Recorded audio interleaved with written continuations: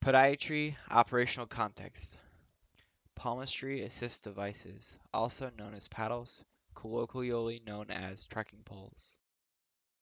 The average ground speed for a pedestrian without mechanical assistance is about 5 miles per hour maximum, and about 3 miles per hour during a brisk walk.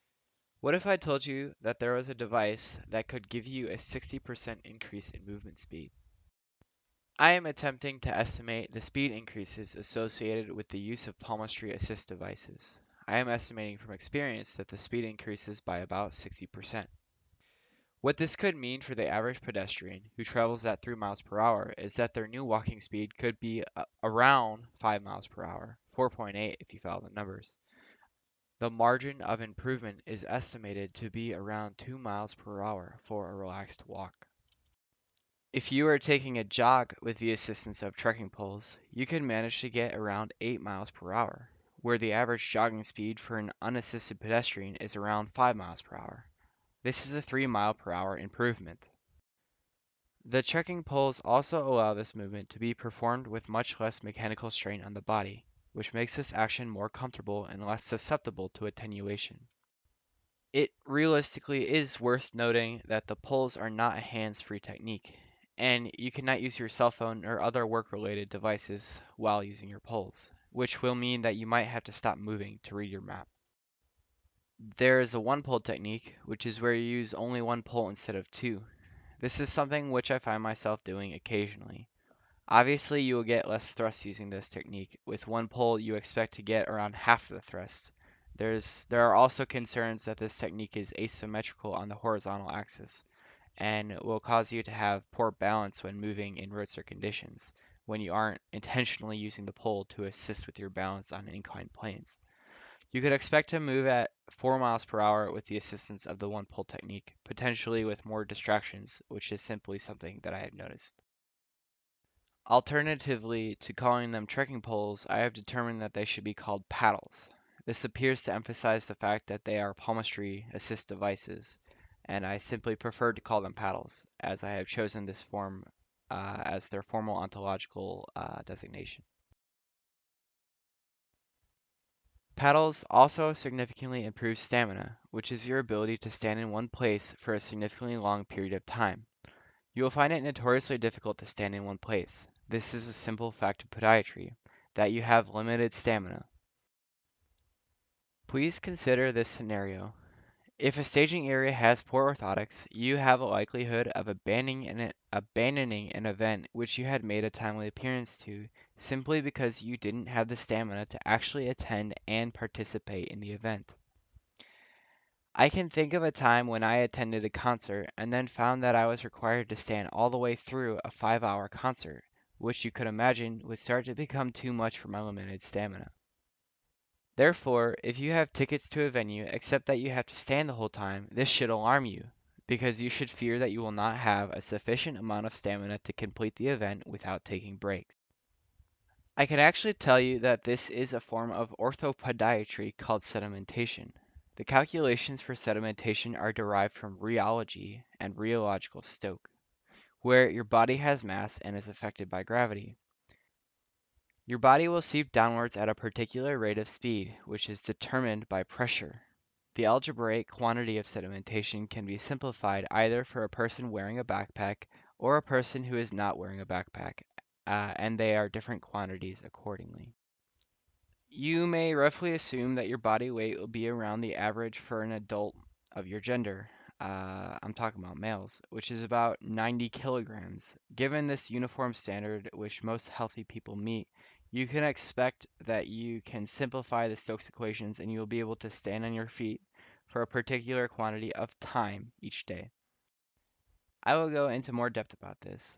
I know that this time period will change actually according to the types of surfaces that you walk on, except that it should be noted that it will eventually simplify to a non-arbitrary amount of time as a function of pressure that you should be spending on your feet. The function could look like this. The amount of heel pain that you experience is a function, and the variables are the hardness of the material, the weight of the pedestrian in newtons, and the amount of time that you spend on your feet. The result will be a quantity of time, which is the amount of time that a person should be spending on their feet each day, and would be ballpark to be several hours and some remainder amount of time in minutes, such as, for example, the number could be 2 hours and 40 minutes per day, but probably not that particular number because this was just a ballpark. I am simply voicing how this study should be done and what I would expect for it to look like, and I don't actually have the experimental results. Nonetheless, techniques for improving your stoke rating include taking weight off your heels, which can be done two different ways, and one of them is by using trekking poles or paddles. The convention is to call this device a cane instead of a paddle, because the cane is being used to help you stand up, and this terminology is used in the medical industry. If you use trekking poles, you will experience significantly lower quantities of heel pain. It will be like using two canes at the same time, and this technique will help improve your stamina and your rheological stoke rating. You will be able to have better attendance and better focus while you're at your events if you bring your trekking poles with you to the event. You will have lower orthotic attenuation during your events because you are benefiting from greater levels of individual comfort. As an additional contribution, the other significantly notable technique for removing heel pain is to wear good quality shoes with good quality shoe soles, particularly around your heels because your heel is the part of the foot that will experience this pain.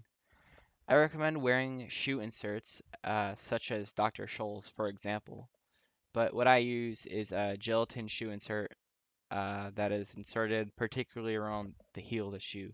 These inserts significantly improve my performance during events, which required me to be on my feet extensively. You can purchase these insoles from Walgreens for between $5 and $10.